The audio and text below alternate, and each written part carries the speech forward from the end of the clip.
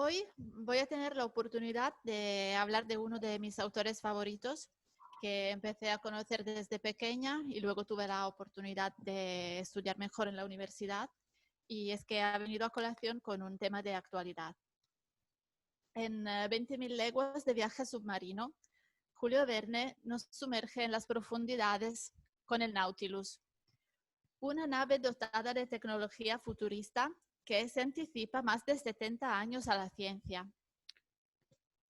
Este prodigio tecnológico de la época utiliza la electricidad como fuente de energía, realiza viajes intercontinentales, su tripulación bucea con un sistema de respiración autónoma y su espolón es capaz de atravesar grandes bloques de hielo. Y la meticulosa imaginación del autor le lleva a profetizar aspectos como la búsqueda de pecios y el descubrimiento del Polo Sur, ya que en aquella época todavía ningún explorador había llegado al Polo Sur. Hubo en la historia de la literatura y del cine otras obras de ciencia ficción que adelantaron inventos o se imaginaron cosas acerca de la época que estamos viviendo actualmente, pero raras veces acertaron. Por ejemplo, hemos visto inventos como los coches voladores, o se imaginaban que en esta época ya haríamos turismo en el espacio. Pero en el caso de Verne, la ficción y la ciencia se mezclan mutuamente, ya que sí, el autor estaba pendiente de los estudios más vanguardistas de su época para inspirarse en sus obras, es también cierto que su libro a su vez influenció a los futuros exploradores. La sinopsis del libro es esta. El biólogo francés Pierre Aronnax y su criado, a bordo de una expedición, sufren los embates de un extraordinario monstruo marino que les arroja por la borda del buque. Y si bien son rescatados en un primer momento, luego quedarán prisioneros del capitán Nemo, siendo conducidos por los océanos a bordo del submarino Nautilus. Julio Verne envió su submarino ficticio, el Nautilus, decíamos, al Polo Sur, a través de un océano escondido bajo una gruesa capa de hielo. Escrito 40 años antes de que cualquier explorador hubiera llegado al polo, su historia era, sin embargo, solo media ficción. Y efectivamente, justamente en estos días, más de un siglo más tarde, ese cuento se está demostrando ser realidad, porque alrededor de la Antártida existen realmente unas cavidades oceánicas ocultas y muy profundas. Un océano por explorar, sobre el cual flotan inmensas capas de hielo que suben y bajan con las mareas, y además desempeñan un papel muy importante a la hora de evaluar cómo cambiará el nivel del mar en futuro. Una expedición científica ha ido a explorar lo que oculta la barrera de hielo de Ross y cómo circula el océano bajo estas plataformas de hielo. Estas plataformas refuerzan la enorme capa de hielo terrestre del continente, el llamado casquete de hielo, y nos pueden ayudar a evaluar la futura subida del nivel del mar. Este trabajo arroja nueva luz sobre cómo contribuyen las corrientes oceánicas al derretimiento de la Antártida, que es una de las mayores incertidumbres en las predicciones del modelo climático. La plataforma de hielo Ross es la losa de hielo flotante más grande de la Tierra, con 480.000 kilómetros cuadrados, que es aproximadamente la superficie de España, y 800 kilómetros de largo. Su frente hacia el mar abierto, que es casi perfectamente vertical, mide más de 600 kilómetros, con un acantilado de hielo que alcanza los 50 metros de altura. Pero, a pesar de la magnitud de su tamaño visible, más del 90% del hielo que la conforma se encuentra por debajo del nivel del mar. E ir a ver lo que pasaba por debajo no ha sido nada fácil. La cavidad del océano que oculta se extiende 700 kilómetros al sur de la costa de la Antártida y por lo tanto permanece en gran parte inexplorada. Nosotros sabemos que las plataformas de hielo se derriten principalmente desde abajo. Son cavadas por un océano en calentamiento, pero tenemos muy pocos datos disponibles sobre cómo se mezcla el agua debajo del hielo. Y esto a menudo se pasa por alto en los modelos climáticos. Pero estas nuevas mediciones ayudarán a corregir este problema.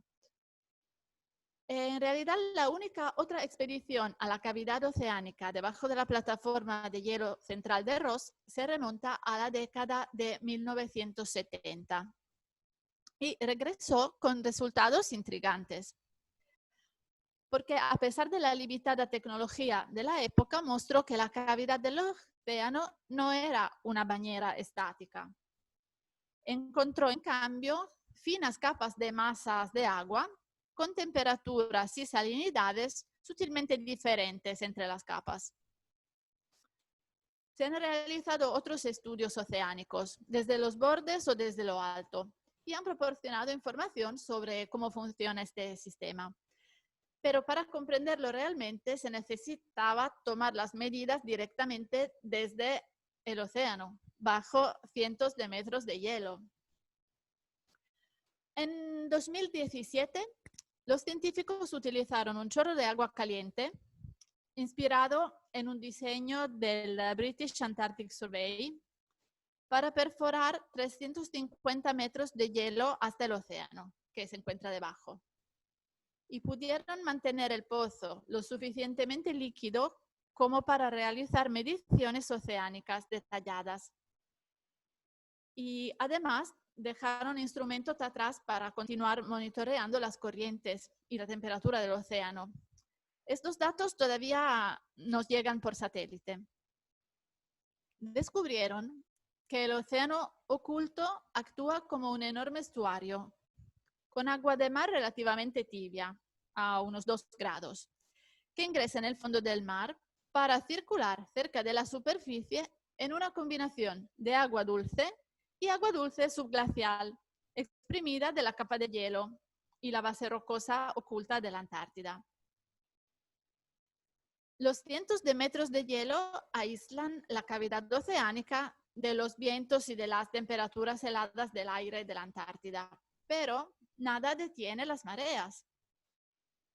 Los datos sugieren que las mareas empujan el océano estratificado hacia adelante y hacia atrás, en ondulaciones en la parte inferior del hielo, y así mezclan partes diferentes en la cavidad del océano. Este tipo de descubrimiento es el último desafío para la ciencia del clima. ¿Cómo pueden representarse procesos que funcionan a escalas diarias en modelos que hacen proyecciones a lo largo de siglos? Los nuevos datos muestran que los cambios diarios pueden sumar, por lo que es importante encontrar una solución. Por ejemplo, los datos recopilados cerca de la cavidad oceánica y los modelos informáticos sugieren que cualquier parcela de agua pasa de 1 a 6 años atravesando la cavidad. Y los nuevos datos indican que es más probable el extremo inferior del rango y que de todos modos no se debería pensar en términos de un gran circuito. Ross no es la plataforma de hielo en mayor peligro por el calentamiento de los océanos, pero su gran tamaño y su relación con el vecino Mar de Ross significa que es un engranaje vital en el sistema oceánico planetario. Es muy evidente la importancia de estas plataformas de hielo para la subida del nivel del mar en los próximos siglos. Y la investigación muestra que si el calentamiento atmosférico supera los 2 grados, colapsarían las principales plataformas de hielo antártico y liberarían el hielo que fluye desde la capa de hielo del continente, elevando el nivel del mar hasta 3 metros de aquí a 2300. Lo que se entiende menos pero también es potencialmente un agente masivo para el cambio, es el impacto del agua de deshielo en la circulación global termoalina. Esta es un circuito de transporte oceánico que hace el ciclo oceánico desde las profundidades frente a la costa de la Antártida hasta las aguas superficiales tropicales, cada 1000 años más o menos. Las plataformas de hielo antárticas son como una parada en boxes en este circuito, por lo que sucede en la Antártida resuena a nivel mundial.